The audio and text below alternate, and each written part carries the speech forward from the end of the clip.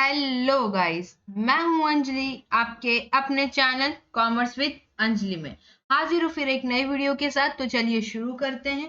हम कर रहे हैं हमारा एक्सरसाइज चैप्टर 10 का, वो भी हमारे इकोनॉमिक्स का। ठीक है, हमने ऑलरेडी, जिसका नाम है हमारा फॉरेन ट्रेड ऑफ इंडिया, हमने ऑलरेडी हमारा डिटेल यानी पूरे चैप्टर का लेक्चर भी डाल दिया है। फिर हमने हमारा पार्ट 1 में जो है, हमने क्वेश्चन नंबर 1 एक्सरसाइज का, क्वेश्चन नंबर 2, ठीक है, और क्वेश्चन नंबर 3, क्वेश्चन नंबर 4 हमने डिटेल में कर चुके हैं। अगर आपने अब तक नहीं देखा है तो आपको यहाँ आई बटन पे सब मिल जाएगा, आप जाके देख सकते हैं। अगर अब तक आपने चैनल को सब्सक्राइब नहीं किया तो सब्सक्राइब जरूर करें। हम हमारे इस आज के वीडियो में करने वाले हैं हमारा क्वेश्चन नंबर 5, क्वेश्चन नंबर 6 और क्वेश्चन नंबर 7। ठीक है, चलिए बिना देरी किए आगे बढ़ते हैं। पहले है हमारा question number 5, state with the reason. हमको क्या करना है, जो भी स्टेटमेंट दिया है उसको बताना है रीजन के साथ में। आगे पढ़ते हैं, वेदर यू अग्री और disagree with the following statement. जो भी ये स्टेटमेंट दिया हुआ है नीचे ना, इसके स्टेटमेंट के साथ में भाई आप मंजूरी रखते हो कि नहीं रखते हो, आपको ये बताना है। और अगर मंजूरी रखते हो तो भी क्यों, और मंजूरी नहीं भी रखते हो तो भी क्यों। मतलब फंसना तो दोनों तरफ से, अग्री करो चाहे डिसएग्री करो, रीजन तो भैया चाहिए, ऐसा बोलने का मतलब है। तो चलिए बिना देरी के हुए शुरू करते हैं। During British rule indigenous handicraft suffered as a severe blow. British time पे जो हमारा इंडिजीनियस हैंडीक्राफ्ट वाला था वो बहुत ज्यादा सफर कर रहा था भाई। हाँ, कर रहा था। तो क्या है, हम इससे अग्री करते हैं। ठीक है, ये वो टाइम पे क्या था, ब्रिटिश का रूल था, तो ये ज्यादा हमको क्या करता था, अलाउ नहीं करता था कि हम बाहर वालों के साथ में क्या कर पाए, ज्यादा सेल कर पाए, एक्सपोर्ट कर पाए। तो हम लोग उसके ऊपर डिपेंडेंट थे हर चीज के लिए। तो बिफोर 1947 यानी before independence, the pattern of India foreign trade was typically colonial. Colonial था मतलब कुछ सीमित था। Indian used to supply raw material. India क्या करता था, खाली रॉ मटेरियल बनाता था जो इंडस्ट्रियलाइज्ड नेशन को देता था। रॉ मटेरियल जितने भी इंडस्ट्रियलाइज्ड नेशन है, जहाँ पे ऑलरेडी डेवलपमेंट है, इंडस्ट्रीज है बड़ी बड़ी, उसको करता था। जैसे पर्टिकुलरली इंग्लैंड, सिर्फ और सिर्फ इंग्लैंड को, समझ आ रहा है, ये ब्रिटिश रूल का था ना। तो ब्रिटिश रूल वाले भाई अपना फायदा देखेंगे, इंडिया का तो फायदा देखेंगे नहीं। ठीक है, India was also an importer of the manufactured goods at that time. वो क्या करता था, मैन्युफैक्चर्ड गुड्स अपने इंडिया में लेके आता था, इम्पोर्ट करवाता था, यानी बाहर देश से हमारे देश में आता था मैन्युफैक्चर ऑलरेडी बने हुए गुड्स। हम क्या देते थे, हम खाली रॉ मटेरियल देते थे, मतलब हम कच्चा माल देते थे और वहां से बना बनाया मटेरियल आता था। ठीक है, the dependence on foreign trade did not permit industrialisation at home. हम क्या थे, डिपेंड कर रहे थे फॉरेन ट्रेड किसे, ब्रिटिश रूल पे, यानी इंग्लैंड वालों पे हम क्या था, डिपेंडेंट थे। तो हमको क्या था, फॉरेन ट्रेड का अलाउड नहीं था कि भाई हम अपने यहाँ पे इंडस्ट्रियलाइजेशन करें, अपने यहाँ पे इंडस्ट्री डेवलपमेंट करें, अपने यहाँ पे रॉ मटेरियल बनाए, अपने यहाँ पे मैन्युफैक्चर गुड्स बनाए। तो ये हमको अलाउड नहीं था। क्यों, हाँ इंडिपेंडेंट थे बिफोर 1947। ठीक है, इंडिया, सॉरी, दिस डिपेंडेंस हो गया हमारा। Hence the indigenous handicraft suffered severe blow. इससे क्या होता है, बहुत ज्यादा सफर किया हमारा इंडिया का इंडिजिनियस हैंडीक्राफ्ट वगैरह। नेक्स्ट है हमारा statement, trade is an engine of growth for an economy. Trade जो है, buying and selling of goods and services, क्या है भाई, एक महत्वपूर्ण इंजन है। मतलब मालूम है ना, अगर ट्रेन है तो ट्रेन बिना इंजन के नहीं चल सकती। समझ में आ रहा है, मतलब समझ, स्टेटमेंट का मतलब समझो। ट्रेन बिना इंजन के नहीं चल सकती, इसलिए क्या बोला है कि जो ट्रेड है उसके बिना ग्रोथ इकोनॉमी का पॉसिबल ही नहीं है, क्योंकि ये इंजन है भाई, ये आगे वाला डिब्बा चुक चुक चुक चुक वाला, समझ में आ रहा है। तो इसी से आगे जाएगा, यानी जब तक ट्रांजेक्शन नहीं होगा, बाइंग और selling of goods and services नहीं होगा, तब तक हमारे इकोनॉमी का ग्रोथ डेवलपमेंट कुछ नहीं होगा। समझ में आ रहा है। तो ये स्टेटमेंट क्या है, सही लग रहा है तो सही होगा, देख लेते हैं। ठीक है, यस आई एग्री विद वो स्टेटमेंट। रीजन भाई हमारा trade refers to buying and selling of goods and services, जो भी है, for exchange for a money. Trade plays an important role in the process of economic development. क्या है, trade बहुत ज्यादा इंपॉर्टेंट रोल मतलब है, क्योंकि वो क्या करता है, हेल्प करता है इकोनॉमिक डेवलपमेंट में। इन डेवलप कंट्री, जो भी डेवलप कंट्रीज है, उसमें क्या होता है, इसका significant share of the gross domestic product होता है भाई, ट्रेड है, जीडीपी है उसका। ठीक है, foreign trade helps to earn foreign exchange for country which can be put to productive use. अभी देखो, फॉरेन ट्रेड क्या हेल्प करता है, फॉरेन एक्सचेंज के लिए, जिसका यूज क्या कर सकती है, प्रोडक्टिवली कर सकती है, अपने इकोनॉमी को डेवलपमेंट के लिए, इकोनॉमी को मतलब और भी ज्यादा डेवलपमेंट करने के लिए। Trade encourage investment in the economy. अब देखो फॉरेन ट्रेड, अब सपोज मेरे इंडिया, हम लोग इंडिया वाले बहुत ज्यादा इंपोर्ट कर रहे हैं, फिर अपने आप अच्छे से मशीन ला रहे हैं, फिर हम क्या कर रहे हैं, अच्छे से गुड्स बना रहे हैं, फिर हम क्या करेंगे, एक्सपोर्ट करेंगे, तो हमारे प्रोडक्ट और अच्छे होंगे, तो जो भी बाहर देश वाले अलग अलग कंट्रीज रहेंगे उन लोग हम लोग को बोलेंगे भाई इंडिया अच्छा बनाता है, हम इंडिया से खरीदेंगे। समझ में आ रहा है?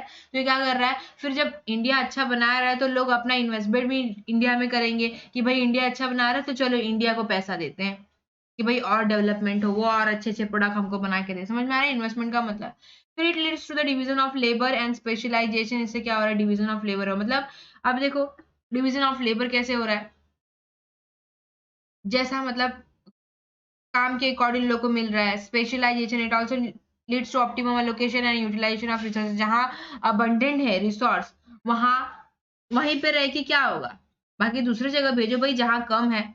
तो इससे क्या हो रहा है, ऑप्टिमम एलोकेशन भी हो पा रहा है और यूटिलाइजेशन ऑफ रिसोर्सेज भी हो जा रहा है, उसका अच्छे तरीके से यूज भी हो जा रहा है। स्टेबिलिटी भी लाता है भाई प्राइसेस इन द इकोनॉमी। क्यों? क्योंकि क्या करता है, ये डिमांड और सप्लाई पे कंट्रोल रखता है। अब देखो, अब सपोज मेरे इंडिया में कोई मशीन है जिसकी डिमांड बहुत ज्यादा है, ठीक है, अब उसकी सप्लाई लेकिन कम है, वो प्रोडक्ट जो मशीन है वो बहुत कम है, तो लोग क्या करेंगे, भाई डिमांड करेंगे कि मुझे दो मुझे दो मुझे दो। तो उसके लिए लोग बोली लगाएंगे कि भाई मैं इतना पैसा देता हूँ, तुम मुझे दे दो, मैं इतना पैसा देता हूँ। भाई ऐसे लोग की कमी थोड़ी ना है हमारे भारत में, बहुत सारे ऐसे लोग मिल जाएंगे। तो इससे क्या होगा, अब उस मशीन की वैल्यू जितनी है भी नहीं उतनी ज्यादा दिखेगी। तो इससे क्या होगा, अब क्या करेंगे, हम दूसरी और भी मशीन मंगा लेंगे बाहर देश से। समझ में आ रहा है? तो इससे क्या होगा, मेरा सप्लाई और डिमांड दोनों, जितने लोग डिमांड कर रहे उतना सप्लाई दे दिया, तो इसकी मशीन की प्राइस उतनी नहीं बढ़ी। समझ में आ रहा है? फिर ये क्या है भाई, इसलिए क्या है, इंजन ऑफ ग्रोथ है। Foreign trade leads to labour and specialisation at world level. अब फॉरेन ट्रेड क्या करता है, डिवीजन ऑफ लेबर करता है और स्पेशलाइजेशन बनाता है। अब देखते हैं कैसे। Yes, I agree with the above statement. Foreign trade refers to trade between different countries of the world. Foreign trade का मतलब यही है। Some country have plenty of natural resources. मैंने और भी बोला, जैसे हमारे ये जो ओपेक वाले हैं, ईरान, इराक, ये सब देश, इन लोग के पास क्या है, बहुत सारा पेट्रोलियम है, पेट्रोल है। तो ये लोग क्या करेंगे, अब उतने सारे पेट्रोल का वो करेंगे भी क्या, कितना यूज करेंगे यार, नहाएंगे धोएंगे खाएंगे पिएंगे क्या पेट्रोल को, नहीं ना। तो क्या है, अब उनके पास इतना ज्यादा है तो लोग क्या कर सकते हैं, दूसरे कंट्री में सेल कर सकते हैं, जिससे क्या हो, जिस कंट्री में नहीं है वहां पे भी पहुंच जाए। समझ में आ रहा है? अब उन लोग क्या करेंगे, उससे वेस्ट वेस्ट होने से अच्छा है क्या कि भाई उसका यूज हो जाए। समझ में आ रहा है? तो ideally such countries should export raw material. जैसे मैंने बताया ओपेक का एग्जांपल, तो वो सब कंट्री को क्या करना चाहिए। अब देखो हमारे यहाँ पे मैंगोज अच्छे अच्छे होते हैं, एप्पल्स अच्छे होते हैं कश्मीर में, तो हमारे पास इतने सारे हैं, बाहर वाले को चाहिए तो हम लोग एक्सपोर्ट कर सकते हैं ना भाई। हम ऐसा तो है नहीं कि अब जो प्रोडक्शन है उतना तो प्रोडक्शन होगा ही, तो हम लोग क्या कर सकते हैं, और पैदावार कर सकते हैं, बाहर बेच सकते हैं। समझ में आ रहा है? Raw material and import finish goods from countries which have an abundant supply of skill man power. अब देखो स्किल मैन पावर जिसके पास है, बस डिवीजन ऑफ लेबर बोला ना। अब देखो, अब बहुत सारे साइंटिस्ट हमारे इंडिया में हो गए, ठीक है, तो अब क्या, बहुत सारे साइंटिस्ट क्या ही करेंगे यार, कितने लोग को कोई जॉब पे रखेगा। अब यही तो हो रहा है ना, मतलब अच्छे से एजुकेटेड लोग हैं, अच्छा क्वालिफिकेशन है, तो अब सुना ही होगा कि भाई पोस्ट एक होती है जिसके ऊपर 10,000 20,000 लोग आ जाते हैं, 1 लाख लोग आ जाते हैं उस पोस्ट के लिए इंटरव्यू देने। तो मतलब क्या, स्किल सबके पास है, लेकिन क्या है, उस स्किल का यूटिलाइजेशन प्रॉपर नहीं हो पा रहा। ठीक है, अब अब देखो, अब यहाँ पे 1 लाख की जगह फिर कहीं और चल जाए भाई, हमारे इंडिया में नहीं जरूरत है, बाकी और अदर कंट्रीज में जरूरत हो सकती है, तो इनको वहां भेजा जाए। उनके पास स्पेशलाइजेशन है, इसलिए क्या है, डिवीजन ऑफ लेबर बराबर होता है। Country to specialise in production of those goods for which it has abundant resources. भाई हमको फॉरेन ट्रेड उसका भी करना है जिसका स्पेशलाइजेशन है या फिर हमारे पास बहुत ज्यादा क्वांटिटी में है। Hence we can say that foreign trade leads to division of labor and specialization at world level। समझ में आ रहा है? Observe the following table, question number 6 है हमारा, and answer the question given below. हमको क्या करना है, टेबल को ऑब्जर्व करना है और उसका क्वेश्चन आंसर देना है। ठीक है, हम टेबल को देख लेते हैं भाई। हमने ऑलरेडी इस टेबल को बहुत डिटेल में डिस्कस किया है हमारी चैप्टर वाले वीडियो में, तो आप जाके देख सकते हैं। पार्ट 2 में है हमारा चैप्टर 10 का पार्ट 2, अगर आपको देखना है तो। ठीक है, आपको मिल जाएगा अगर आप चैनल पे जाएं और हमारे 12th इकोनॉमिक्स के प्ले लिस्ट में देखें। ठीक है। पहला क्वेश्चन है हमारा, which organisation has the least share in the direction of India's import 2015। 2015-16 में सबसे ज्यादा लीस्ट मतलब सबसे कम किसका शेयर है? देख रहे हो 1.9 ईस्टर्न यूरोप का। ठीक है, इसका आंसर मिल गया। तो हमको आंसर कैसे लिखना है मैं आपको आगे बता दूंगी। Which organisation has maximum share in India direction of imports 1991 में? 1991 में सबसे ज्यादा शेयर किसका है? तो हमारा सबसे ज्यादा शेयर है ओईसीडी का। ठीक है, expand the abbreviation of OECD और ओपेक। ओपेक और ओईसीडी का एब्रीविएशन करना है, मतलब क्या, उसका फुल फॉर्म बताना है। तो हमारा इसका फुल फॉर्म है organisation of economic cooperation and development. ठीक है, और ओपेक का है organisation of petroleum exporting countries. ठीक है, नेक्स्ट क्वेश्चन है हमारा, state your opinion regarding the direction of India's import from 1991 to 2015-16। हमको ये बताना है कि भाई 1991 से और 2015-16 में क्या डिफरेंस हुआ हमारे इंपोर्ट में। तो भाई सादा सी बात है, ओईसीडी का सबसे पहले हमारा जो 1991 में था कितना इंपोर्ट होता, 54%, अब 28% हो गया। वैसे ही सबका है 16.3। हमारा जो पेट्रोलियम का है वो अब बढ़ गया है। ठीक है, ईस्टर्न यूरोप से हमारा इंपोर्ट अब कम हो गया है। ठीक है, फिर डेवलपिंग नेशन से हमारा इंपोर्ट क्या हो गया है, बढ़ गया है। ऐसे ही अदर नेशन से भी बढ़। ठीक है, how much is the percentage of increase in the imports of developing nation in 2015-16 as compare to 1991?